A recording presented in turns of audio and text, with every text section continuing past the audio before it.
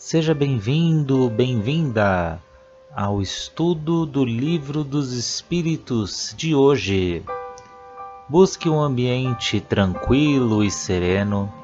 Prepare o seu recipiente com água, que será magnetizado no decorrer do estudo de hoje, e fixe o pensamento em Jesus. Bons estudos!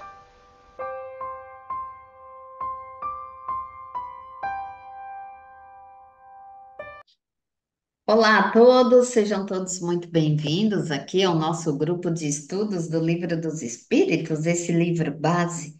E para nós começarmos os nossos estudos de hoje, vamos fazer a nossa prece em agradecimento, agradecer aos mentores que nos acompanham nessa jornada, agradecer a Nossa Senhora Mãe Santíssima pela oportunidade de estarmos aqui e por nos envolver com seu manto azul de luz todos os dias.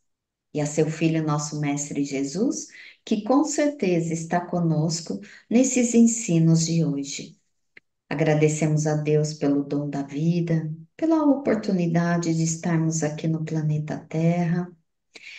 Em agradecimento, pedimos a permissão para adentrarmos as questões de hoje do Livro dos Espíritos, que assim seja. Então vamos lá, gente. Hoje vamos continuar aqui falando do sonambulismo, né? Sueli, você vai fazer a 436? Sim, foi. Pergunta 436. O sonâmbulo que vê a distância, vê do lugar em que está o seu corpo ou daquele em que está a sua alma? Resposta.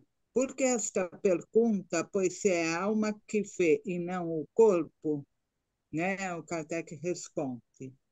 E o que eu entendi é que vê pela luz do espírito, né? Que é o espírito que vê. Porque nesse estado os laços, né, que ligam o corpo estão mais frouxos. Então, é o espírito que vê de onde ele está. E dependendo da sua evolução, ele pode ver mais ou menos, né? Porque aí já não existe tanto distância, né? Ele tem uma visão maior, né? Já começa a compreender um pouco mais, dependendo da sua evolução, né? O que eu entendi foi isso, que realmente é com o espírito que ele vai ver, É isso né? mesmo, Sueli.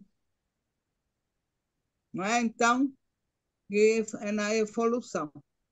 Aí vai vendo mais, a distância já não é tanto, não tem mais baixo, mais alto. É isso mesmo. Porque é o espírito que sai, ele que vê, ele que viaja. O corpo físico fica ali nesse estado sonambúlico. É isso mesmo. Então podemos seguir? Gerson? Vamos seguir na 437. Pergunta: visto que é a alma que se transporta, por que razão o sonâmbulo pode experimentar no seu corpo as sensações de calor ou de frio no lugar onde se encontra sua alma, que está algumas vezes muito longe do seu corpo? Resposta: a alma não deixa inteiramente o corpo, ao qual está sempre ligado por um laço que é o condutor das sensações. Quando duas pessoas se correspondem de uma cidade a outra pela eletricidade, é a eletricidade a ligação entre seus pensamentos. É por isso que se comunicam como se estivessem uma ao lado da outra. Então, aqui, ah, o que ele fala desse cordão, né? É aquele famoso cordão de prata. Ele, né? Essa ligação entre o corpo e a alma por esse cordão, ele, além de ter essa ligação das duas partes, ela conduz os sentimentos, as sensações. né? Aí até que o Espírito da Verdade ele faz um exemplo bem interessante, a questão da eletricidade, né? Na época que era via telefônica, né? Antigamente, não tinha videoconferência, essas coisas. Mas o telefone, o que que era? Uma pessoa de um ponto para conseguir falar com a outra, através do quê? Da eletricidade, né? Que tinha essa ligação dos telefones. Então, ele fez essa analogia bem interessante e ficou muito claro. Então, a gente continua ligado pelo cordão de prata, que, como eu falei, ele conduz essas percepções e não as sensações físicas, porque se fosse assim, né, ah, quando a gente tivesse se transportado para uma situação de fogo, por exemplo, quando nós nos despertássemos desse sonambulismo, nosso corpo deveria ficar todo vermelho, bolhas de queimado, né? Então não tem essa sensação física, são percepções que o corpo acaba sentindo desses contatos que a alma teve enquanto emancipada, do corpo. Então, o que chega de informação são só essas percepções, não a percepção física mesmo. Isso que eu entendi. É isso mesmo, Gerson. E assim, a gente também vai lembrar que o perispírito nosso é ligado ao nosso corpo físico, molécula a molécula. Então, mas ele pode sim se afastar, mas fica ligado a esse cordão, porque a distância é, aí não vai impedir, mas ele continua ligado ao corpo e passando assim as suas sensações, né? Por isso essa pergunta aí do Kardec. E a distância não impede a comunicação. A gente vê, e já estudamos também, que os espíritos superiores, eles se comunicam por pensamento, à distância, como que se estivessem próximos mesmo. E nós, durante o sono, a gente também tem essa facilidade de nos locomover, só que a gente também não lembra, né? Como a gente já viu. A gente experimenta muitas sensações, como ele coloca, né? Então, por exemplo, mesmo no sonho, não precisa nem ser o sonâmbulo, né? Se a pessoa está com muita vontade de ir no banheiro, ela podia fazer na cama, inclusive. Então, o corpo, embora o espírito esteja bem mais liberto, o corpo está ali presente. Você acorda assim, rápido de um pesadelo, você percebe que você esmurrou uma parede, que você está batendo em alguém, você pega toda aquela sensação, o seu corpo sente tudo, tanto é que no pesadelo você desperta porque não aguenta, né? Uhum. Então o corpo está sempre ali presente e consegue captar todas essas percepções do espírito, né? Então a dor, o calor, a raiva que é expressado através do corpo, ele está presente ali, né? Não só no sonâmbulo, mas também nos sonhos, né? A gente Uhum. percebe. Muitas vezes você acorda com a mão fechada porque esmurrou alguém, no caso, né? Isso Algum, mesmo. algum, ou acorda, né? Chorando, ou acorda rindo, né? O É, sonâmbulo vai fazer. A sensação do sonâmbulo é mais intensa ainda do que no sonho, né? É. é. Seguindo Pode aqui na seguir, Jean. 438, o uso que um sonâmbulo faz de sua faculdade influi no estado de seu espírito depois da morte? Resposta: muito. Como, como o uso bom ou mal de todas as faculdades que Deus deu ao homem. Então, assim, faculdade é uma faculdade, né? Facultativo, é algo que Deus nos dá, cabe nós sabermos usar, né?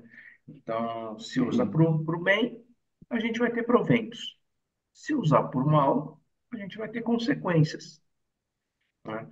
Consequências das leis da justiça, do amor, da caridade. Então, a gente vai ter essas consequências a serem reparadas, no caso do mau uso. E é assim como qualquer relacionamento, né? Então, num casamento, a própria relação tua com o teu corpo, com a tua mente, se você usou bem, você vai ter o bem. Se usou mal, né? Não vai ter toda aquela, todas as benesses, né? De- como falou aqui, né? Vai ter as consequências de ter usado mal, de ter tido um relacionamento mal, casamento tóxico, você não cuidar do teu corpo, ser regrado a expor seu corpo aos excessos, aos vícios, né? Então, é assim, é uma faculdade. Deus te dá, cabe você saber usar, e se for usar para o bem ou para o mal. Simples assim. É uma ferramenta que cada um de nós recebemos de Deus quando vi- viemos aqui para a nossa missão na Terra. Essa pergunta ela é pequena, a resposta também, mas ela é bem importante. É isso mesmo que você explicou, Gerson, porque todas as capacidades, as faculdades mediúnicas, intelectuais, todas elas têm um objetivo. Então, aqui, aqueles que recebem essas capacidades é para um objetivo, para a sua própria evolução, para o seu próprio aprendizado e para fazer o bem. Então, é o que a gente faz daquele dom que possuímos, né? O que você faz com o seu talento, né? É bem assim, né? O Evangelho faz a gente refletir sobre isso. E a oportunidade de se trabalhar o egoísmo, servindo com a humanidade, com essa capacidade mediúnica. Então, aqui, essa faculdade não é para ganho e usufruto da própria pessoa, nem ganho próprio somente dito, e nem poder em dinheiro. Mas o médium, ele recebe essa faculdade como uma missão para ele mesmo, que é uma forma dele evoluir, porque a gente vai lembrar, não temos só uma existência, temos várias existências numa vida. E para ti mesmo, uma missão para ele mesmo e uma missão também de ajudar o próximo. Quem assistiu o Nosso Lar 2, que é sobre o livro Os Mensageiros, que é o segundo aí de André Luiz e Chico, vai lembrar, é muito importante esse livro e também vale a pena, muito a pena assistir o filme, porque vai lembrar dessas missões que as pessoas veem com essas capacidades mediúnicas, né? A importância de se melhorar. Me remeteu também aos talentos, como você colocou, né? Então, o sonambulismo é um talento, né? Que você vai apresentar a Deus. O que que você fez com ele? Você enterrou? O que que você acrescentou, né? Você não fez nada, você não evoluiu nada. Então fica bem claro aqui, né? O bom ou o mal, né? Quer dizer, bom e mal está meio, né, relativo, mas é o que a gente vai apresentar a Deus. O que que você fez com esse sonambulismo que eu te dei? A mesma pergunta do talento, né? Você enterrou, você fez o bem, você para as pessoas e para você, assim como você colocou. Eu também pensei nos talentos. Isso mesmo. Então vamos seguir aqui e olha só, vamos falar do êxtase agora e vamos continuar no item que fala no capítulo 8 que fala da emancipação da alma. Olha como é grande e importante. Então agora vamos falar do êxtase e que o êxtase é 439, tá assim. Qual a diferença entre êxtase e o sonambulismo? Então, interessante aqui essa pergunta já de Kardec, porque já aqui nos esclarece o que é o êxtase. É um sonambulismo mais apurado. A alma do estático é mais independente. Então, aqui a espiritualidade já fala, é um sonambulismo mais avançado. É um transe mais profundo do que a liberdade que o sonâmbulo experimenta durante o transe. Então, essa liberdade dá ao estático, que é aqui como eles chamam, né, o ser que possui essa capacidade, dá ao estático a possibilidade, gente, de até visitar mundos superiores. Então, o espiritualismo oriental, não sei se vocês já tiveram oportunidade de ter um pouquinho essa reflexão, mas eles usavam esse recurso como autoconhecimento. Era um autoconhecimento profundo ali, que podem ajudá-los a crescer moral e intelectualmente. O exemplo é o Siddhartha Gautama, que ficou ali conhecido como Buda, o iluminado. Então, eles entravam nesse estado de êxtase, mas eles usavam isso realmente para aprendizados de cunho moral, intelectual, para sua evolução mesmo. Pode Não, ser. não confundir com estático, né? Que é aquilo que está parado. Não, aqui é o contrário, né? Nesse estado de êxtase, a pessoa se eleva muito, né? Imagina o êxtase de Jesus, né? Espírito tão, né, sublime, o quanto que ele entrava em êxtase, né? Os santos, o Buda, como você colocou, né? Então, não Uhum. confunde o êxtase com o estático, né? Ele não tem nada de parado, apenas É, ele está elevado, está em transe, né? Vamos dizer isso. assim. Porque o que fica parado é o corpo físico, mas o Isso, estado dele é transportado para fora de si, para o mundo mais sensível, né? Que a gente sabe que aí são o mundo espiritual, outros mundos, outros planetas. maravilhoso, né? É. A 440, Kardec pergunta: o espírito do estático penetra realmente nos mundos superiores? Então, Kardec aqui ele já tinha até um certo conhecimento, né? Então, ele já queria saber. Então, ele penetra, né, nesses mundos superiores? E a espiritualidade responde: sim.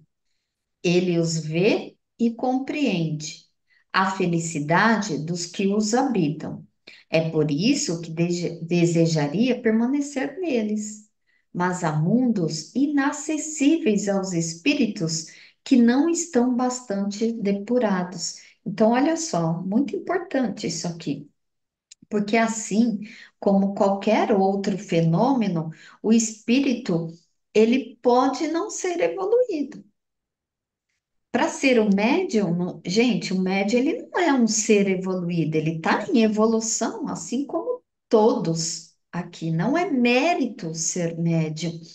Então aqui ele fala que esse espírito, ele pode não ser um ser evoluído. Então, ele tem acesso, sim, durante o transe, aos mundos superiores que ele visita, ele vê, mas ele é obrigado a retornar.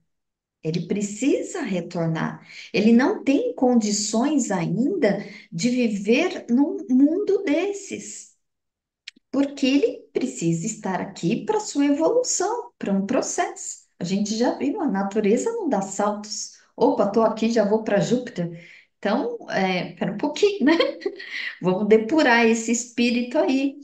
Então, mas serve sim, essa visita, esse estado de êxtase, visitar esses mundos superiores, por quê? Serve de estímulo para que esse espírito se melhore, para que ele se aperfeiçoe, e ele vai perceber que para isso ele precisa o quê? Trabalhar.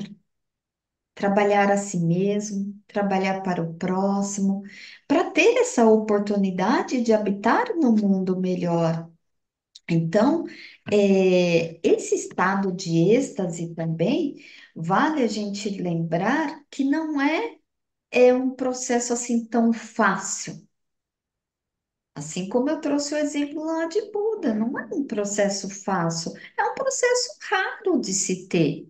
Não é com muita facilidade que se encontra esse estado de êxtase. Então, não é corriqueiro. Pode É, falar. mais uma vez, lembrando a escolinha do Gerson, né? Você precisa evoluir muito, você precisa passar realmente de ano, né? Estudar bastante para poder usufruir desse êxtase um dia, né? Para poder visitar esses mundos mais elevados, né? Ele acredita assim que o estado de êxtase você até supera aquele você passa do umbral, né? Vai passando lentamente, como tudo na espiritualidade é lento, até chegar nesses mundos bem mais evoluídos, né? Então, que façamos a nossa lição e vamos passando de ano, né? Como diz o Gerson. É isso mesmo. Não dá para Eu estava pular, aqui, né, Suzane? eu tava aqui lembrando quando o Noah, quando eu coloco ele no colo para dirigir o carro, né? Ele fica em estado de êxtase. Ele acha que ele está comandando o carro. Ele quer dirigir o carro. Só que ele sabe que não pode.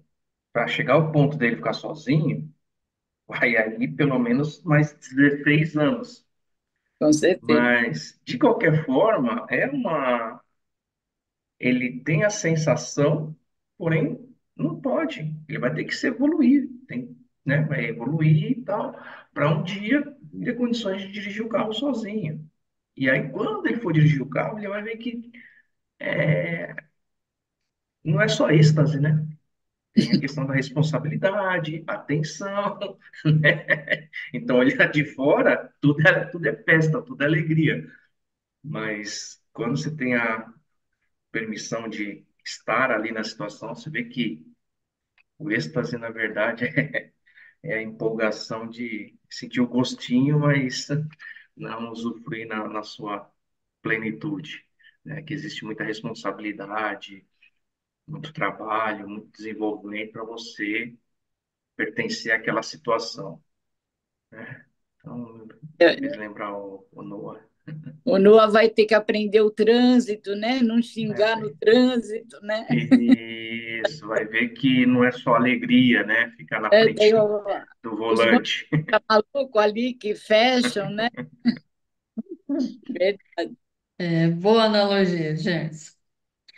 A 441, Kardec pergunta: quando o estático exprime o desejo de deixar a Terra, fala sinceramente e não o retém o instinto de conservação? A espiritualidade responde: isso depende do grau de depuração do espírito. Se ele vê a sua posição futura melhor que a vida presente, faz esforços para romper os laços que o prendem à terra.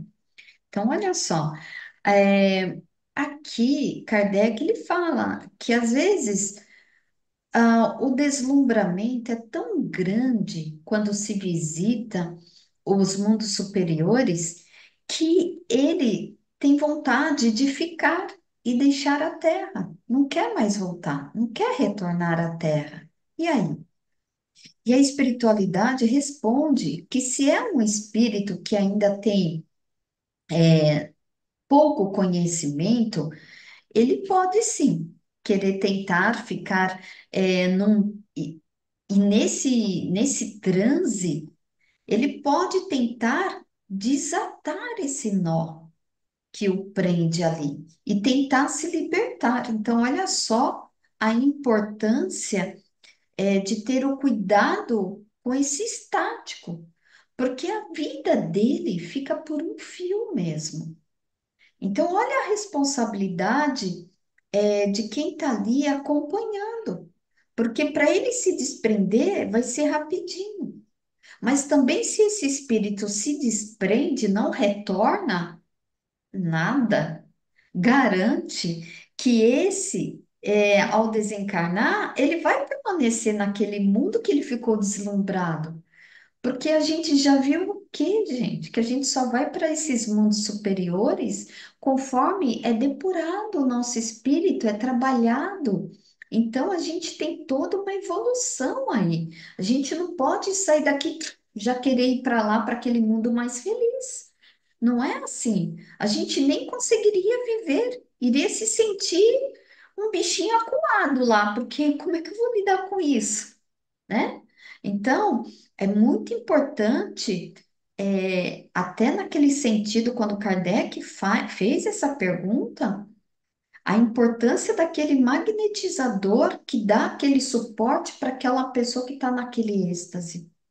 Então, o espírito ele precisa ter, né? E eu digo até o ser mesmo que tem essa capacidade. Ele precisa ter muita consciência e se trabalhar bastante, porque essa capacidade ela pode sim, virar o zoinho e ficar deslumbrado, falar, eu não quero voltar.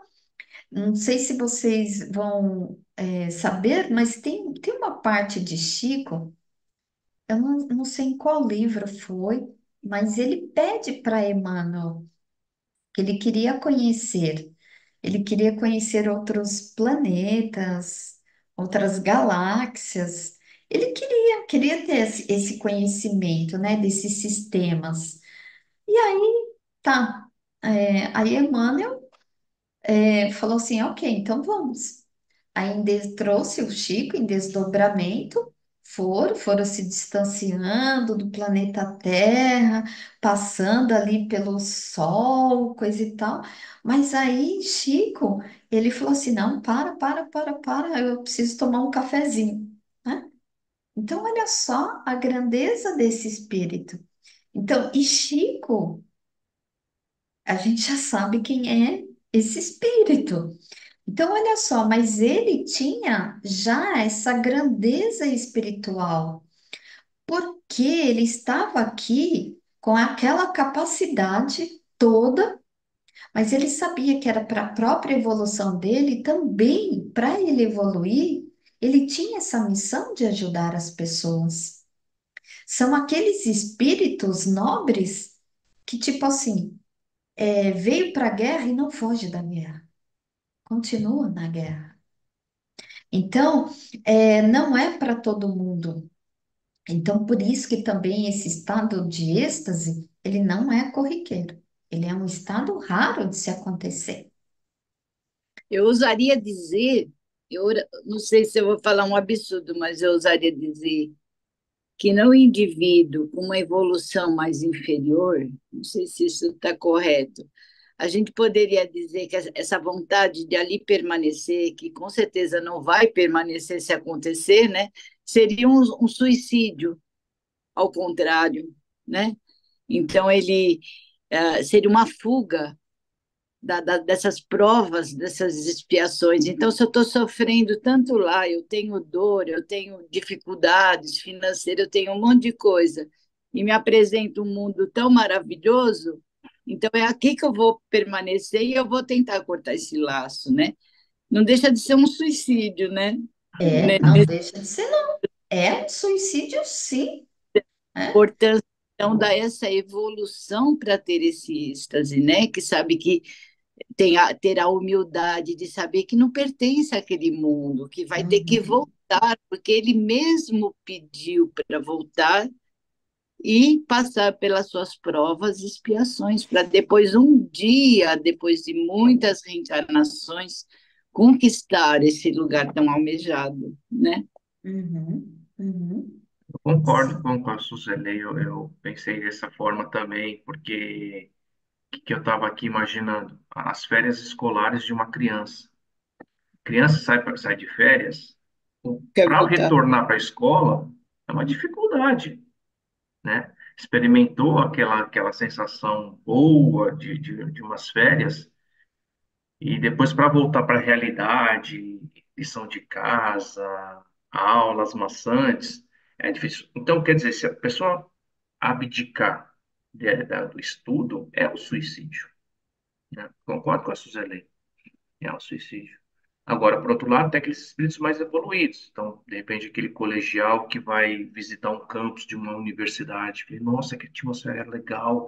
Eu quero vir estudar aqui. Eu quero. Tá, quer? Beleza. Só que volta para casinha, vai estudando, es- né, para ganhar uma bolsa ou entrar naquela universidade. É É, isso mesmo. é como as pessoas falam muitas aqui no Brasil, né? Caramba, tá acabando o Fantástico, né? Amanhã eu tenho que trabalhar como se fosse a coisa pior do mundo, não é? Então, xinga, né? Caramba, já é segunda-feira, já vou ter que começar de novo. Então, já começa naquela negatividade, naquela energia ruim. É claro que vai dar tudo errado, né? Vai ser massacrante demais aquele trabalho, onde a pessoa teria que rever: será que é isso que eu quero? Por que está me causando tanto, né? Tanta preguiça, tanto desânimo esse trabalho, né? A gente percebe muito brasileiro que reclama tanto de uma segunda-feira, como nas férias das crianças, né? Por isso que o desemprego é alto aqui nesse país, né? A gente fala, não pede, que Deus atende. Fica Vai ter, reclamando, tem que acordar cedo na segunda, tá bom. Teu patrão vai te presentear com uma demissão. Fique em casa. né? Muitos vão no domingo pegar um atestado para não ir trabalhar, não é? Infelizmente. E talvez, quantas vezes a gente até pensou assim, algum dia, né? Eu, às vezes, me revoltava, às vezes ficava chateada, né? Por ter que trabalhar muitas vezes, né? Hoje já não é mais assim, graças a Deus. E olha só, gente, Eu quantas trabalhei naquele reflexões aqui bacanas estamos chegando já, que é o final. Então, que todos nós fiquemos aqui com a luz de Jesus em nossos corações e em nossos lares. E até a próxima semana, com fé em Deus, gente. Tchau, tchau.